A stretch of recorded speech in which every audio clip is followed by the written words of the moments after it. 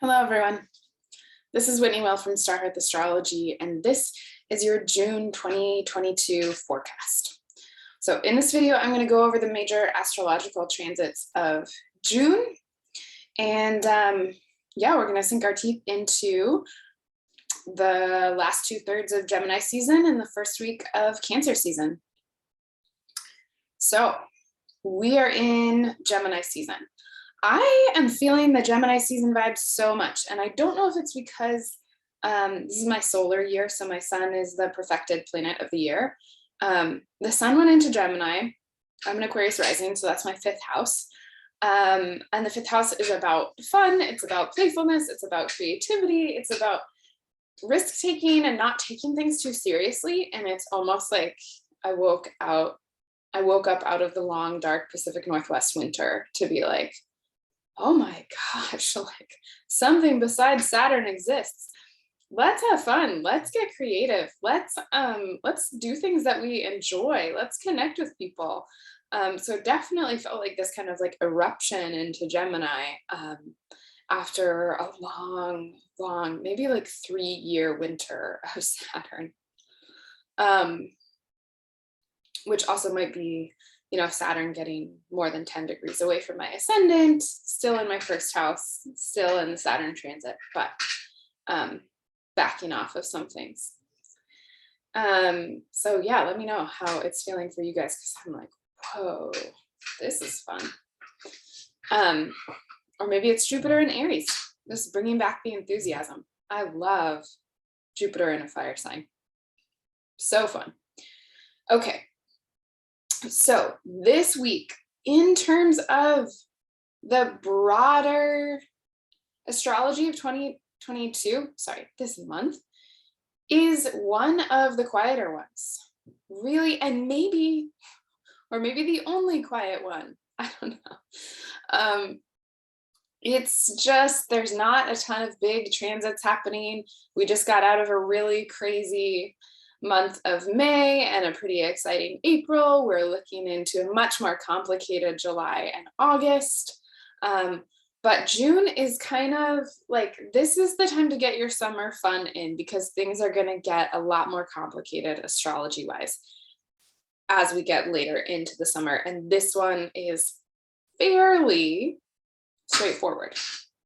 So we start out with this kind of feeling of stuckness that's kind of pervasive, because we've got Mercury, the ruler of Gemini season, retrograde in Taurus. Mercury in Taurus already moves very, very slowly. And so it's stationing in Taurus. And as if that weren't, a planet stationing in the slowest sign in the zodiac, not cognitively, just motion wise, is square to Saturn, the great slower down of things. And Saturn is also stationing. So normally, Mercury is going to square Saturn at least twice a year, the waxing square and the waning square, as it moves around the zodiac, maybe more depending on its retrograde cycle. But what's happening is that they are both stationing, so they're both pausing in the sky in the square aspect to each other. So it's, a square aspect between Mercury and Saturn might, affect the vibe for a few days. Normally, like 3 days while it's getting really into it and then zooming out of it. But they are sitting there together in this square. It's like this staring contest where we really wrestle with things, depending on your relationship to Saturn and Mercury, the roles that they play in your chart. Those are kind of my big, probably the most significant planets for me. And so this feeling of like, I don't know what the plan is. I don't know how to move forward, right? If the sun, this sense of purpose and our sense of power and purpose in what we're doing is ruled by Mercury, that's retrograde in Taurus, square to Saturn, there is this kind of like, what are we doing? And whenever we have a pause like that, the invitation is not to like think about how fast we can get to the future, but to look around and be present. When the way forward is blocked, right? The invitation is into presence. And so, what does that mean, right? Presence is the opportunity to tune into what you feel, to tune into the presence of people around you. What are they feeling? What are they needing? How are they inviting you to participate? How can you participate in what's going on around you? How can you receive, right? Do you need to have, conversations? Do you need to read books, right? Like what ideas are stagnating in you and around you? And how do you come to understand them in such a way that you can determine if you resonate with them or not? That you can really find yourself and a new way of being in the moment, such that you can feel like yourself, so that you can be, maybe this is circular, so that you can be fully present and feel like your life belongs to you and feel like you're experiencing a lot of it, right? Joseph Campbell, a Leo, the leaders of the sun, right, said we're not looking, the thing that we're here for is the rapture of being alive, right? We want to increase our experience, right? What heals us is being able to feel the things we feel and know the things we know and not lie to ourselves and not lie to other people. So that increases our ability to tolerate our own experience. And when we experience more and more, we become more and more part of the world. And then we don't feel so isolated and egotistical and like we need domination because we found our place in the family of things. And so I think stuckness is a real opportunity into understanding that your agenda is an illusion. So that's how June starts out. We're coming out of this new moon in Gemini. We're still in the numinous dark, enjoying the stuckness.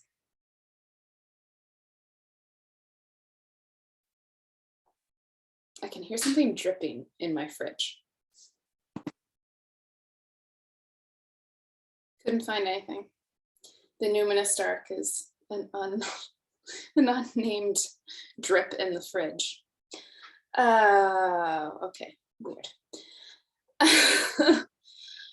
So that's really the beginning of June, coming out of this new moon in Gemini, right into this square of Saturn and Mercury. Mercury stations direct, but is still square to Saturn.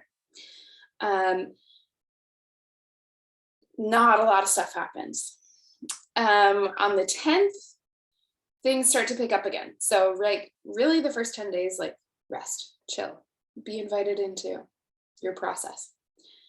On the 10th, Mercury trines Pluto. Okay, so now we get hit with the Pluto juice. And the Pluto juice is really the potency of the truth. In whatever form, whether we're speaking it, whether we're hearing it, right? That a big story of this Mercury retrograde has been this trine to Pluto, has been this, how do we integrate this larger information coming from Capricorn, coming from the establishment, coming from the power structures that be, into the Taurus aspects, the immediacy and materialism of our lives. So that starts to integrate. On the 11th, we have Venus, who has been moving through Taurus, conjoins Uranus. And this is this accident, this flash of insight, this, right, the way it shows up for people will be very different, can be traumatic or can be suddenly delightful, right? There's the possibility of that. Um, but right, Venus conjoining Uranus is it's going to be sudden. This can be relationships that start suddenly. It can be relationships that end suddenly, right? It is this flash of insight into Venusian things that suddenly you cannot proceed in the way forward because you are not the same because of the insights that you have had. And this can take the form of chopping all your hair off, which is what I did the last time Venus squared Uranus. And changing things really suddenly, crossing lines that you can't come back from. That's really what Uranus is about. And so there can be this kind of sudden, like, it's going to have to be different space. On the 13th, Mercury goes back into Gemini. So now we have the ruler of Gemini season back in its home sign, direct. And this is where the pace starts picking up. It's almost like, right, we had this whole, this divine pause that kind of gets jump started again by Venus conjoining Uranus. And then a couple days later, we get Mercury back into Gemini. That starts happening. And then we have a Sagittarius full moon the next day on the 14th. And it's square to Neptune, which is pumped with creativity and delusion. And it's a Sagittarius full moon where we all just like go crazy about our belief systems and proselytize to each other because we're under the spell of Neptune. Make art. I don't know. It's like an almost midsummer full moon. The Sag full moon is a great time to have a party. It's ruled by Jupiter and Aries. Like, but I don't know. It's gonna be a crazy time. It's not the worst lunation. It's the first Sag full moon in 3 years that hasn't been eclipsed. So yeah, I don't know. Seems fun, but seems like you could go a little bit too far with that Neptune vibe in there. But sometimes it's good to get lost. You remember that not everything is Saturn. Not everything is Saturn. And then you remember that maybe everything is Saturn. On the 16th, when the Sun trines Saturn, that trine is supportive, right? It's not a rude reentry. It's just a return to rationalism and restriction from the debauchery of the Sagittarius full moon. We kind of come back down to earth with that. We're challenged to how to integrate the Neptunian truths. The Sun squares Neptune basically at exactly the same time that it's trining Saturn, right? So what we are and what we think we're doing and our sense of our own purpose is holding the balance between the practical aspects of life here and the inspired numinous delusions of what we might hope and the dreams and the lies that we might tell ourselves. It's a complicated balancing act, but Gemini, the creative problem solver, ruled by a newly direct or a newly ingressed Mercury in Gemini, is all about figuring it out. Gemini is very happy to try out lots of different answers, right? It's not, right? It's about trying new things out, right? It wants to have answers, but it doesn't really care about getting to one answer. That's a Sagittarian vibe. Mercury also on the 16th clears the shadow of its retrograde. So we are on to new territory. We are on to new horizons. We have wrapped up and tied up that Mercury retrograde story, and we move forward.